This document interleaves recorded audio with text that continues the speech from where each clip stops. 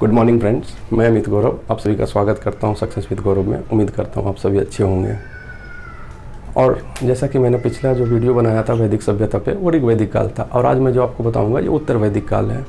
अब मैं आपको बताना चाहूँगा कि इस चैप्टर को शुरू करने से पहले या इस वीडियो को शुरू करने से पहले कि इस चैनल को लाइक, सब्सक्राइब एंड शेयर अवश्य करें, जिससे कि ज़्यादा से ज़्यादा लोगों तक इसकी जानकारी पहुँच सके। वैदिक सभ्यता में उत्तर वैदिक काल, जैसा कि मैंने आपको पिछले वीडियो में भी बताया था कि वैदिक सभ्यता जो है दो भागों में था, ऋग्वैदिक काल और उत्तर वैदिक काल। ऋग्वैदिक काल को पूर्व वैदिक काल भी कहते हैं, पूर्व वैदिक काल को ही ऋग्वैदिक काल कहते हैं, ऐसा आप कह सकते हैं, क्योंकि पूर्व वैदिक काल में ही ऋग्वेद की रचना हुई थी, इसलिए उसको ऋग्वैदिक काल कहते हैं। अब ऋग्वैदिक काल और उत्तर वैदिक काल में एक बहुत बड़ा डिफरेंस है, क्योंकि ऋग्वैदिक काल और पूर्व वैदिक काल एक ही है, और पूर्व वैदिक काल में लोहे की खोज नहीं हुई थी, लेकिन उत्तर वैदिक काल में जाके लोहे की खोज होती है, और इससे काफ़ी आर्थिक प्रगति होती है। इसको भी मैं बताता हूँ।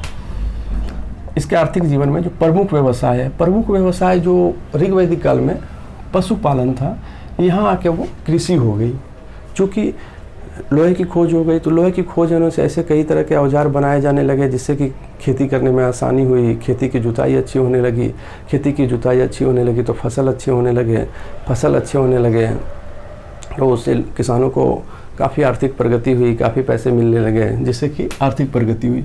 उद्योग एवं व्यापार का विकास हुआ, जैसा कि मैंने भी आपको बताया कि आर्थिक प्रगति हुई। विदेशी व्यापार का प्रमाण मिला, जैसा कि अब फसल अच्छी होने लगे तो लोग दूर दूर जाके अपने फसलों को, सामानों को बेचते थे, जिससे कि उनको अच्छा इनकम होता था। और जो दूर दूर जाकर व्यवसाय करते थे, विदेशों में जाकर व्यवसाय करते थे, उसे पनी कहा जाता था। आर्थिक प्रगति से नगरीकरण का जन्म हुआ। ठीक है, अब बात करेंगे इसके राजनीतिक जीवन के बारे में। राजा का महत्व बढ़ा, पद वंशानुगत हो गया। देखिएगा फ़र्क क्या है। ऋग्वैदिक काल में राजा का महत्व इतना नहीं था, मतलब एक अध्यक्ष के तौर पे सभा एवं समिति, विदत, कुछ संस्थाएं थी जिसकी अध्यक्षता वो करता था, और वहाँ के आम समस्याओं को मतलब सुनता था। वो भी बहुमत के हिसाब से, कि वहाँ पे मतलब जो है वो बहुमत से पारित होता था। लेकिन चूंकि अब ऋग्वैदिक काल नहीं है, उत्तर वैदिक काल आ गया, तो यहाँ पे राजा का महत्व बढ़ गया। राजा का महत्व बढ़ गया मीन्स कि अब सभा एवं समिति का महत्व कम हो गया, क्योंकि राजा अब अपनी सुनता था, सभा एवं समिति की नहीं। और जब राजा का महत्व बढ़ गया तो कोई भी चाहेगा कि ये जो पोस्ट है या ये जो पद है अब उसके आने वाले जनरेशन को मिले, इसलिए यहाँ पे पद भी वंशानुगत हो गया। अब ये राजा का महत्व कैसे बढ़ गया, इसे मैं बताऊंगा अभी। यहाँ पे सभा एवं समिति का महत्व कम हो गया। कर व्यवस्था का विस्तार हुआ। कर व्यवस्था का विस्तार हुआ मीन्स कि ऋग्वैदिक काल में जो कर स्वेच्छा से दिया जाता था, जिसे बलि कहते थे, अब यहाँ पे वो कर नियमित कर दिया गया। नियमित क्यों कर दिया गया? जैसे ही आर्थिक प्रगति हुई उत्तर वैदिक काल में, तो लोग अपनी सेफ्टी के लिए मतलब सैनिकों को नियुक्ति की मांग करने लगे। जैसा कि सैनिकों की नियुक्ति हुई, तो सैनिकों की नियुक्ति के लिए उसे वेतन भी देना है। चूँकि राजा को नियमित कर नहीं मिलता था, तो वो सैनिकों को नियुक्ति कैसे देते? तो यहाँ पे एक नियमित कर की व्यवस्था की गई, जिससे कि हर व्यवसायी, किसान या हर प्रकार के लोग अपने हिसाब से जो उनके ऊपर लागू होता है कर लगाया गया, और वो नियमित कर दिया गया, जिससे कि राजा को नियमित कर मिलना शुरू हो गया। अब जब नियमित कर मिलने लगा तो वो ज़्यादा से ज़्यादा सैनिकों की भर्ती करने लगे। सैनिकों की भर्ती करने से क्या हुआ कि राजा के पास काफ़ी संख्या में सैनिक हो गए। अब सैनिक भी हो गए, नियमित कर मिलने लगा, तो उनके पास पैसों का भी संग्रह हो गया, जिसके कारण यहाँ पे राजा का महत्व बढ़ गया। ठीक है, सामाजिक जीवन के बारे में बात करेंगे। तो सामाजिक जीवन में जो सबसे छोटा परिवार था, कई परिवारों से मिलकर ग्राम बनता था, कई ग्राम से मिलकर विश्व, और कई विश्व से मिलकर जन। जैसा कि मैंने आपको बताया था कि परिवार के मुखिया को कुलप कहते थे, ग्राम के मुखिया को ग्रामिणी, विश्व के मुखिया को विश्वपति, और जन के मुखिया को राजन कहते थे। अब ऋग्वैदिक काल और उत्तर वैदिक काल में एक बहुत बड़ा फ़र्क यहाँ पे ये भी देखने को आपको मिलेगा कि यहाँ पे वर्ण व्यवस्था अब जन्म आधारित हो गया। जन्म आधारित हो गया मीन्स कि ऋग्वैदिक काल में जो वर्ण व्यवस्था उसके कर्म पे आधारित था, कि वो जिस तरह का काम कर रहा है वो उस वर्ण में रहेगा। अब यहाँ पे वो ना होकर जन्म के आधारित हो गया, मीन्स कि ब्राह्मण का बेटा ब्राह्मण, क्षत्रिय का बेटा क्षत्रिय, वैश्य का बेटा वैश्य, और शूद्र का बेटा शूद्र कहलाएगा। यहाँ पे एक नई शुरुआत हुई, आश्रम व्यवस्था की शुरुआत हुई। अब आश्रम व्यवस्था क्या है कि एक व्यक्ति की लाइफ को या ज़िंदगी को 100 साल माना गया और इसे 4 भागों में विभाजित किया गया कि किसी भी व्यक्ति को इस तरह की ज़िंदगी जीना चाहिए। क्या है, तो 0 से 25 साल तक, मतलब जन्म से 25 साल तक उसे ब्रह्मचर्य जीवन जीना चाहिए। 26 से 50 साल तक उसे गृहस्थ जीवन जीना चाहिए। 51 से 75 साल तक उसे वानप्रस्थ जीवन जीना चाहिए और 76 से 100 साल तक उसे संन्यास जीवन जीना चाहिए। ये हो गई आश्रम व्यवस्था की शुरुआत। अब आपको मैं बताऊंगा कुछ महिला के स्थिति के बारे में। स्त्री की स्थिति में गिरावट आई। जैसा कि ऋग्वैदिक काल में उन्हें भी संस्थाओं में भाग लेने का अधिकार था, अब यहाँ उन्हें इन संस्थाओं से हटा दिया गया, तो इसकी स्थिति में गिरावट आई। हालांकि कुछ ऐसे विद्वान महिलाएं थी जैसे कि मैत्रेयी, गार्गी, कात्यायनी, जो विद्वान महिला की श्रेणी में आती थी। पर्दा प्रथा की भी शुरुआत यहाँ पे हुई। पर्दा प्रथा जो कि ऋग्वैदिक काल में नहीं था, अब उत्तर वैदिक काल में पर्दा प्रथा की शुरुआत हुई।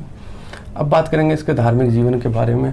तो धार्मिक जीवन में जैसे जैसे आर्थिक प्रगति हुई तो यज्ञ एवं कर्मकांड का महत्व बढ़ गया। काफ़ी यज्ञ वगैरह होने लगे, कर्मकांड वगैरह होने लगे। प्रमुख देवता प्रजापति हो गए। जैसे कि ऋग्वैदिक काल में प्रमुख देवता कौन थे? इंद्र थे। अब यहाँ पे आके प्रमुख देवता प्रजापति हो जाते हैं। विष्णु जो हैं वो पोषण एवं रक्षक के देवता हो जाते हैं। रुद्र पशुओं के देवता हो जाते हैं।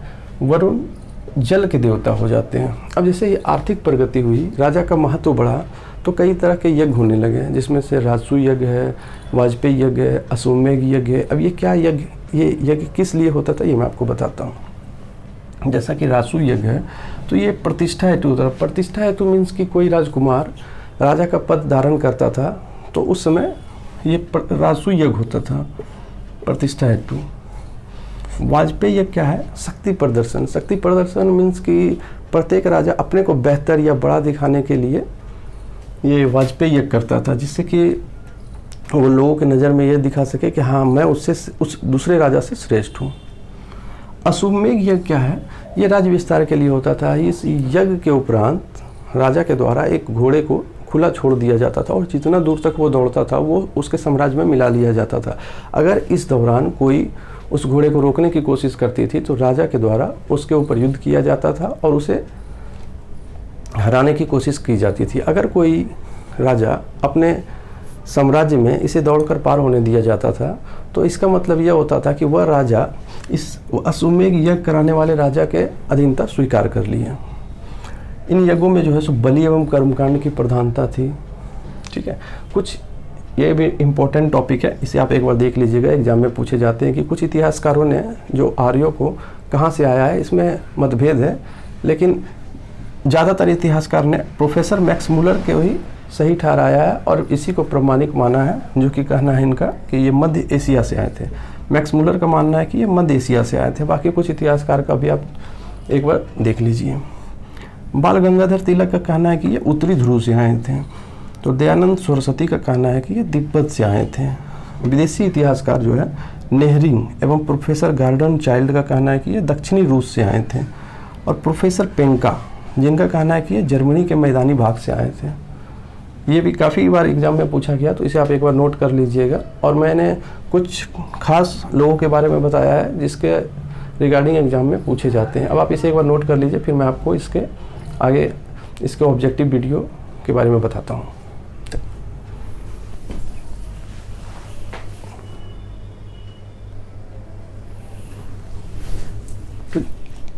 जैसा कि मैं आपको ऑब्जेक्टिव टाइप का क्वेश्चन के बारे में बताऊंगा, इससे पहले मैं आपको उत्तर वैदिक काल के धार्मिक, आर्थिक, राजनीतिक, सामाजिक जीवन के बारे में बताया।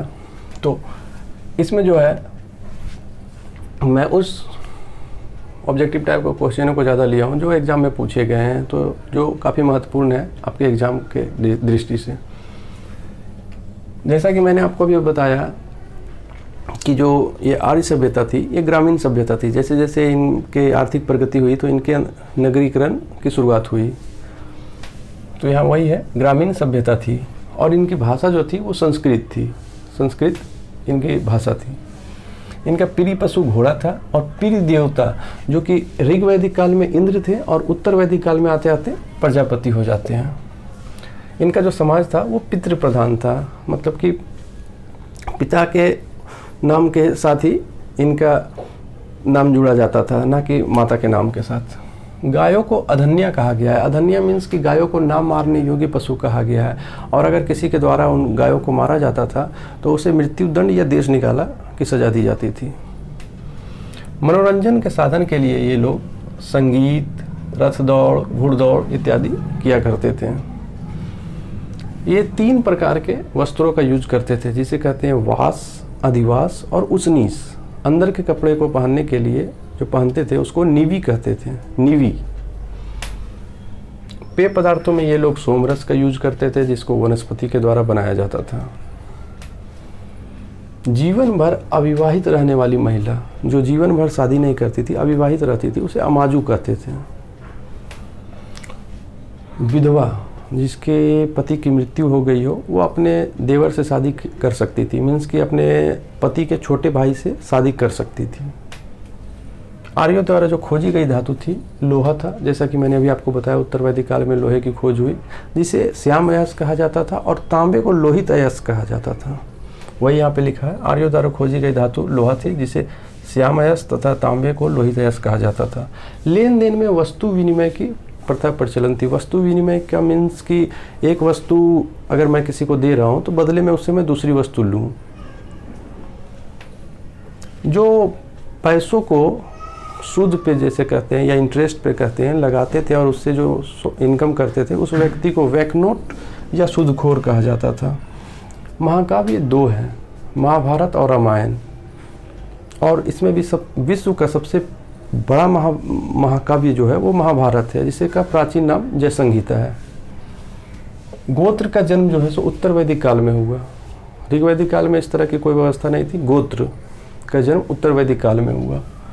कौसंबी नगर में पहली बार पक्की ईंटों का प्रयोग किया गया। इससे पहले हड़प्पा में किया गया था, लेकिन वैदिक सभ्यता में पहली बार अगर पक्की ईंटों का प्रयोग हुआ तो वो कौसंबी नगर में हुआ है। ऋग्वैदिक काल में जो है तो सबसे महत्वपूर्ण तथा पवित्र नदी जिसको मानी गई है वो सरस्वती है। यही यहाँ लिखा है ऋग्वैदिक में, सरस्वती नदी सबसे महत्वपूर्ण तथा पवित्र मानी जाती थी। ऋग्वैदिक काल में जो है सो गंगा नदी के बारे में 1 बार चर्चा हुई है, यमुना के बारे में 3 बार चर्चा हुई है, और सबसे अधिक चर्चा जो है सो सिंधु नदी के मतलब बारे में हुई है। अब हम यहाँ से बात करेंगे कुछ ऐसे नदियों के बारे में जिसकी प्राचीन नाम कुछ और थे और आधुनिक कुछ और है। इससे भी सवाल किए जाते हैं, इसलिए इसको आप देख लीजिएगा। प्राचीन नाम जो, और ये है आधुनिक नाम। कुबा, जिसको काबुल भी कहते हैं वर्तमान में, ये इसका प्राचीन नाम है। बितस्ता, जिसको झेलम कहते हैं। ओस्किनी, जिसको चिनाब कहते हैं। पुरुषनी, जिसको रावी कहते हैं। सतुदी, जिसको सतलज कहते हैं। बिपाशा, जिसको ब्यास कहते हैं। सदानीरा, जिसको गंडक कहते हैं। ध्वसदती, जिसको घग्गर कहते हैं। अब यहाँ पे मैं आपको बताना चाहूँगा कि आज हमारा जो वैदिक सभ्यता ये कंप्लीट होता है, और आने वाले नेक्स्ट वीडियो में मैं आपको नेक्स्ट जानकारी दूंगा। इससे पहले कि मैं आपको ये बताऊं कि आगे आने वाले वीडियो में मैं हिस्ट्री को पढ़ाऊं, तो कुछ स्टूडेंट्स का कहना है कि सर दिल्ली पुलिस का कांस्टेबल का फॉर्म आया जो मैं अप्लाई किया हूं, जिसमें कि काफ़ी करेंट्स अफेयर हैं, तो उसके बारे में अगर आप थोड़ा जानकारी देते हैं तो हमें आसानी होती। तो इसके लिए मैं आपको बताना चाहूँगा कि आने वाले हो सकता है नेक्स्ट वीडियो या आने वाले 2-4 वीडियो में मैं आपको करंट अफेयर से अवगत कराऊँगा, जिससे कि आपको करंट अफेयर के बारे में भी जानकारी मिले, और आगामी जो एग्ज़ाम है उसमें आप करंट अफेयर्स को भी आसानी से टच कर पाएँ और आसानी से अपना रिजल्ट दे पाएँ। तो उम्मीद करता हूँ आपको ये वीडियो अच्छा लगा हो, और ये वैदिक सभ्यता मैं अच्छे से आपको समझा पाया हूँ। आपको ये वीडियो कैसा लगा आप कमेंट बॉक्स में हमें ज़रूर बताएं। धन्यवाद।